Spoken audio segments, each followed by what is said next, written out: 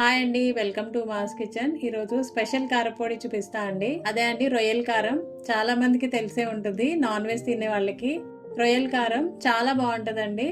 ఒకసారి చేసుకుంటే చాలా రోజుల వరకు స్టోర్ చేసి పెట్టుకోవచ్చు. చాలా తక్కువ ఇంగ్రీడియంట్స్ తోనే చేసుకోవచ్చు. అయితే ఇప్పుడు ఎలా చేయాలో చూద్దాం. ఇది రొయ్య పొట్టు అండి. ఫస్ట్ ఇందులో ఏమన్నా ఉన్నాయేమో ఒకసారి చూసుకోవాలి. ఒక్కొక్కసారి చిన్న చేపలు అలా ఉంటాయండి, అవి తీసేయండి. తర్వాత ఒక జల్లెడలో వేసుకుని ఒకసారి జల్లించుకోవాలి. ఏమన్నా డస్ట్ ఏమన్నా ఉంటే, ఇసుక కానీ ఏమన్నా ఉంటే బయటకు వచ్చేస్తుంది.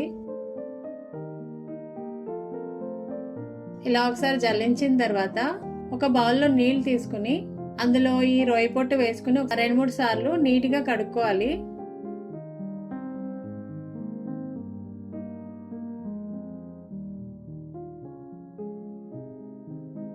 మనము ఎండి రొయ్యల్ని 2-3 సార్లు ఎలా కడుక్కుంటామో పొట్టును కూడా అలాగే కడుక్కోవాలండి. చూడండి ఎంత డస్ట్ వచ్చిందో.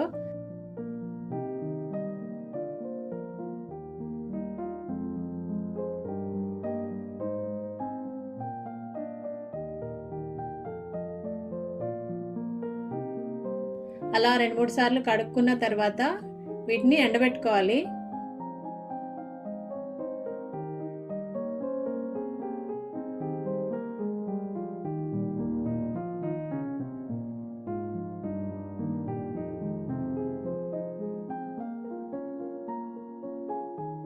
చూడండి పొట్టు చక్కగా ఎండిపోయింది.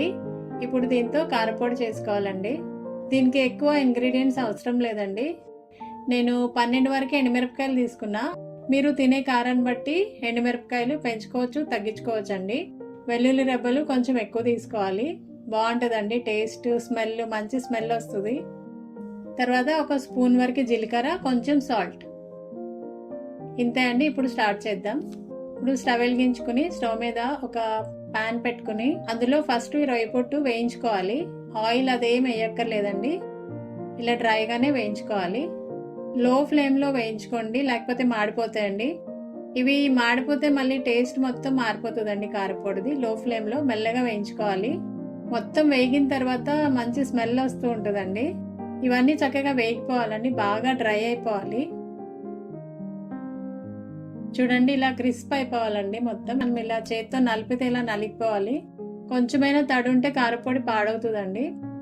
ఇప్పుడు రొయ్య పొట్టు వేగిపోయింది కదా, ఇప్పుడు దీన్ని పక్కన పెట్టుకోవాలి. తర్వాత అదే ప్యాన్లో కొంచెం ఆయిల్ వేసుకోవాలండి, ఒక 1/2 స్పూన్. మిరపకాయలు ఇలా తుంచుకుని వేసుకోవాలి. మిరపకాయలు ఇలా తుంచుకోండి, లేకపోతే లోపల గింజలు వేగవండి. మిరపకాయలు కూడా వేగిపోయినాయండి. ఇప్పుడు స్టవ్ ఆఫ్ చేసుకోండి. తర్వాత ఒక మిక్సీ జార్ తీసుకోవాలి. ఫస్ట్ ఎండుమిరపకాయలు వేసుకుని సాల్ట్ ఇంకా జీలకర్ర వేసుకోండి. ఫస్ట్ వీటిని గ్రైండ్ చేసుకోవాలండి.